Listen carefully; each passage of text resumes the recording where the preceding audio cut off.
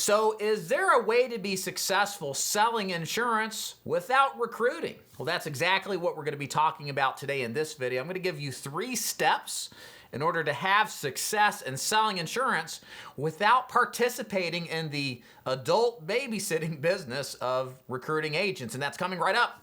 My name is David Duford, owner of DeFord Insurance Group. I train and recruit agents nationally to sell final expense, Medicare, and annuities, both face-to-face and over the phone nationally in my virtual agency. If you'd like to learn more about joining my agency, there should be links above or below. Just click them and check them out. And if you enjoyed this content, like and subscribe if you haven't.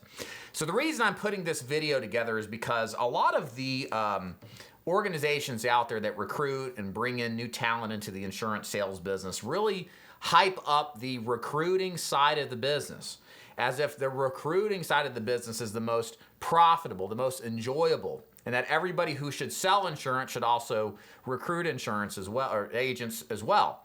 Well, a lot of us out there aren't necessarily privy to the idea of having to go find people, train, recruit them, and support them. Some agents would rather just go out there and sell successfully. And hey, if you want to build a team, that's what I do for a living now, and it's great, I love it. But there's a lot of you out there that's the last thing you'd want to do. And the key thing here is to understand what strategies you can employ in order to have long-term profitable success selling insurance without the necessity or the desire or the requirement to go recruit agents, and that's exactly what we're going to talk about. So the first thing is this.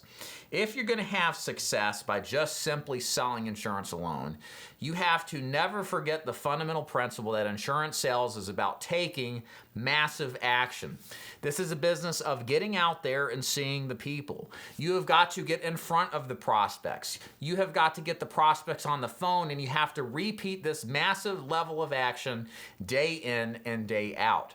There is, in a sense, safety in numbers when it comes to doing lots of presentations and thus buying a lot of leads to then run a lot of presentations. And it's likely a lot higher that you'll avoid failure and have a higher chance of success when you're running 15, 20, even 30 plus appointments every single week selling some kind of final expense product or insurance product for that matter. So remember, activity is king in this business, and massive levels of activity are really where you ultimately want to be. Second on the list here is joining an organization with access to higher contracts based on production. So you may be in the position I just described, which is taking massive levels of action. But if you're choosing the wrong organization with inferior compensation schedules for their producers that aren't recruiting, you may be taking off tens of thousands of dollars every single year from your commissions just to hand it to your overriding trainers and all the fat in between you and the top of the organization for very little value in exchange. So if you're going to go down the path of just producing, you need to make sure that the agency you're joining is actually going to maximize your commission. Now, when I say maximizing your commission, you need to actually check the commission grids for each of the companies that you're going to do business with. When you join an agency, it's not enough for them to say, we have a ABC 100 commission level. That's not enough. You have to actually look at the fine details and see which each of those carriers are offering on commission. That's something that I do for my agents. I have a commission grid, and there's complete transparency in what you're going to get. And that way, you know exactly where you stand. And then further, you want to make sure that your agency has a delineated process of what products you need to sell to maximize your commission, number one. And also, number two, what it takes to go up the rung or the ladder to get higher and higher commission levels based off of production. And you need to compare those production requirements with what other agencies do. Because what you're going to find out if you're new to this business and you're investigating this business is that your organization only takes you so far as helping you and supporting you, etc. And ultimately, though, your success depends on you. You're the biggest variable. You're the X factor in your success in your insurance sales business, not the insurance agency. I think I do a good job for my agents, for example, but I know my agents are the ones that get up every morning and go to work or decide not to. So they need to make sure that they're getting paid the most, because ultimately a trained agent becomes trained, right? Or someone you're training becomes trained, and they're self-sufficient. They won't need all the help that they had to get started. So it's very important to make sure that the capability to maximize commissions strictly from a personal production level still remain. So make sure you do that comparison, because sometimes there are companies you'll get into, they say they have this capability to take you really high in commission levels, and it sounds great, but when you look at the requirements to get there, they require you to recruit, number one, and then when you look at the commission grids, you find out what you're paid maybe is on products that are overpriced and aren't the best for your clients, and the good companies are actually 20 to 30% lower. Again, that's a lot on the competition. Either way, it's important to do your due diligence, guys, here, because you got to think with the end in mind. It's not just enough to come in on what sounds good. You got to think of what happens long term. And if you're planning on being a top producer long term, you need to make sure that your commissions are going to reflect the fact that you're a top producer without the need or necessity to recruit. The last thing on the list here is having an intermediate to long-term strategy to sell passive income generating products. So here's the thing, ladies and gentlemen, one of the best things about this business is divesting yourself from having to work to get paid.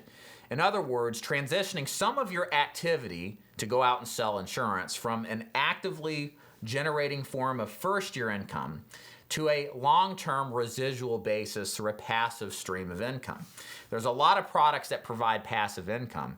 The one that I love and the one that I currently really encourage my agents to go into and build is using or selling Medicare products like Medicare Advantage and Medicare Supplements. Now, why is this the case? Well, first of all, Medicare Advantage is used by 80 to 90% of our final expense clients, so it's an easy cross-sell scenario. Second of all, it pays a lifetime income of nearly $300 every year. That means if our client stays on the books, they're going to get paid around approximately $290 every year for the life that they're insured with that particular company. And so imagine if you had 1,000 clients on the books, and not only you're making nearly $300,000 a year in income, but it's coming from a passive stream or passive style of building income, that you're not having to always go out there 40, 50, 60, 70 hours a week just to recapture that same income. So this is a long to intermediate term strategy I teach my agents. And I think looking back, if I were to start over again, but I didn't have the option to agency build because it was something I'm really good at, I enjoy it, I love it, but let's say that wasn't an option, I would have absolutely gone into Medicare, because what Medicare allows you to do is substantially increase your income while simultaneously freeing yourself from the trappings of a full-time job, in a sense, or business that requires you to work to earn an income. It is one of the most freeing things you can do to work on developing a passive income in insurance sales, and it makes this business extremely wonderful and beautiful, and I can tell you from firsthand experience. Because agency building, it's not entirely passive, it's semi-passive is how I would describe it. But it makes all the difference, it really does. So there are my 3 steps. First, take massive action, see the people, run lots of appointments. Second of all, really simultaneously, make sure before you join any agency that your ability to maximize your compensation is the best. Don't join an agency where the top you're going to get to is going to be so inferiorly low that you can never truly maximize your production and thus maximize your income. And last but not least, make sure you think in the intermediate and long term to add in products that will also allow you to generate a passive income strategy.